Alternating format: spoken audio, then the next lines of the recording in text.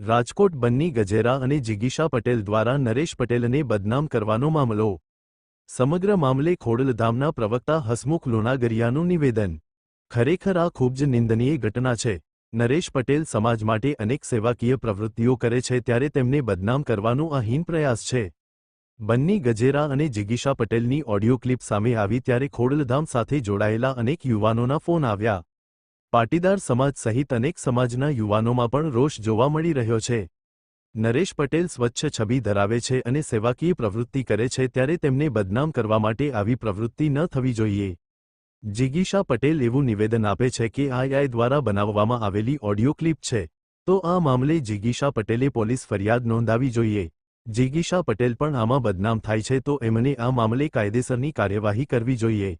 જેના કારણે ખરેખર આ ઓડિયો ક્લિપ કોના દ્વારા વાયરલ કરવામાં આવી છે, કયા કારણોસર વાયરલ કરવામાં આવી છે તે સામે આવી શકે છે. હસમુખ લુણાગરિયા, ખોડલધામ પ્રવક્તા, અહેવાલ સંજય પોપટ.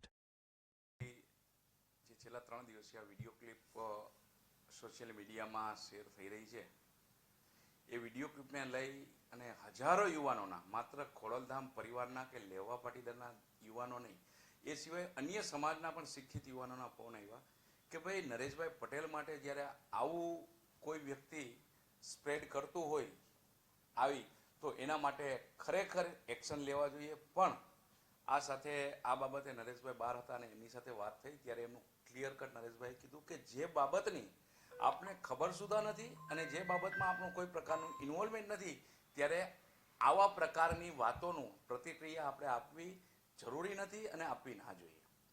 બીજી વસ્તુ કે જે વિડીયો ક્લિપ શેર થઈ છે, એ વિડીયો ક્લિપને લઈ અને ચોખ્ખું દેખાઈ આવે છે કે ભાઈ આ શેના માટે વિડીયો ક્લિપ બનાવી છે અને શા માટે શેર થઈ છે.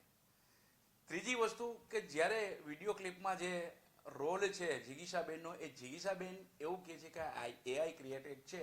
બની શકે AIની દુનિયા છે, કદાચ AI ક્રિએટેડ હોય તો આ બાબતે જિગીશાબેને આગળ વધી અને લીગલી રીતે આગળ વધવું જોઈએ કે ભાઈ કોના કહેવાથી, શું કામ, શા માટે અને પર્ટિક્યુલર નરેશભાઈ પટેલ માટે આ ઓડિયો ક્લિપ શા માટે બનાવવામાં આવી છે. તો આ બાબત જિગીશાબેને આગળ વધી અને એના મૂળ સુધી જવું જોઈએ અને આને દૂધનું દૂધ અને પાણીનું પાણી કરવું જોઈએ.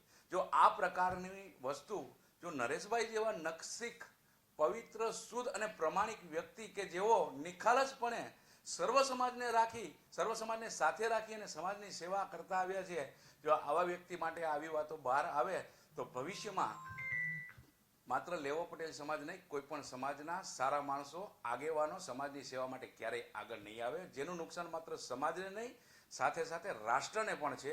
એટલે આ બાબત ખરેખર ગંભીરતાથી લઈ અને આની યોગ્ય તપાસની માગણી જિગીશાબેને કરવી જોઈએ.